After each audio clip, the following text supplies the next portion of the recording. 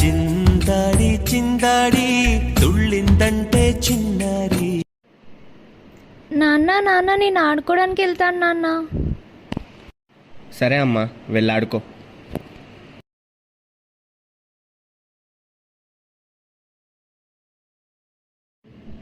Ice cream ice cream ice cream ice cream.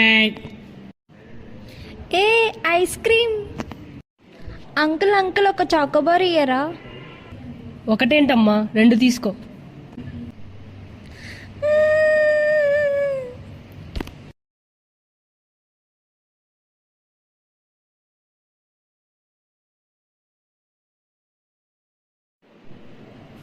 ఏమైందమ్మా, ఎందుకు ఏడుస్తున్నావు? మ్యామ్ వాళ్ళని ఏడిపిస్తున్నారు మ్యామ్. నువ్వేం కంగారు పడకమ్మా, నేను వాళ్ళ పేరెంట్స్ని పిలిపిస్తానులే. ఎవర్రా నా కొడుకు మీద కంప్లైంట్ ఇచ్చింది? నేను ఎవరో తెలుసా? నా బ్యాక్గ్రౌండ్ ఏంటో తెలుసా? నేను ఎంత పెద్ద పాలిటీషియనో తెలుసా? ఈ విషయం స్కూల్ దాటి బయటికి వెళ్ళిందో నువ్వు నీ ఫ్యామిలీ ఎవరో ప్రాణాలతో మిగలరు.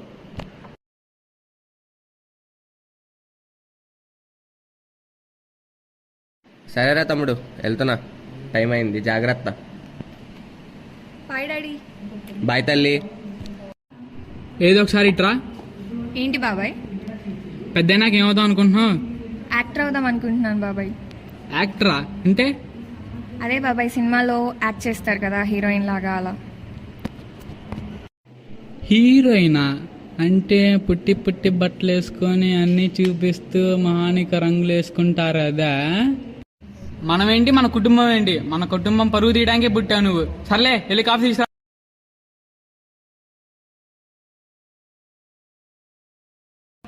బాబాయ్ కాఫీ. ఛీ బాబాయ్, ఏంటిది ఛీ.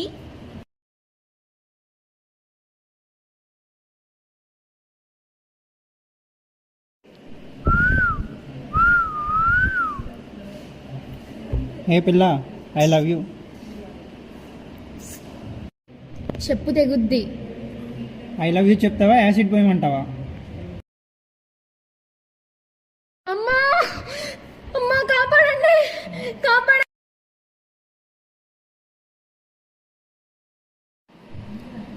ఇలాంటి వాళ్ళ వల్లేరా అమ్మాయిలు బయట తిరగలేకపోతున్నారు. సార్, వీడు అమ్మాయి మీద యాసిడ్ పోస్తే పట్టుకున్నాను సార్. హే ఆగండి, మీకు కావాల్సిన డబ్బులేగా, తీసుకోండి. సార్ ఏంటి సార్? డబ్బులు ఎవరికి ఊరికే రావయ్యా. అమ్మా బయలుదేరతా ఒక 10 minutesలో. నైట్ టైం కదా, క్యాబ్ బుక్ చేసుకుని వస్తాలే. సరే అమ్మా, బాయ్. డాక్టర్ డాక్టర్, మా నాన్నగారు అక్కడ కళ్ళు తిరిగి పడిపోయారు డాక్టర్, ఒకసారి రండి డాక్టర్. అవునా? ఎక్కడెక్కడా ఎక్కడా? ఇక్కడే డాక్టర్, పక్కనే, ఇక్కడే.